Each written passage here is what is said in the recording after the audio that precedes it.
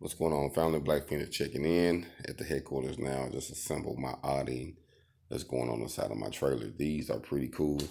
I actually found these online. These are some awnings that you can actually mount to the side of your vehicle. You know, if you have a recreational vehicle, truck, and you see it's pretty much easy. They go from the front or the side or the back. I'm actually connecting this one to my trailer, so that way I can kill a couple birds in one stone.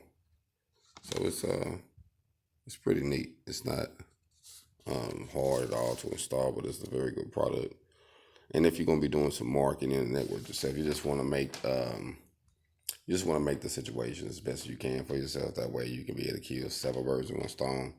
And that's what this awning is doing for me. So when I'm networking and advertising, I can be able to kill several birds in one stone. So today I'm gonna be installing it and giving you a heads up on how it looks.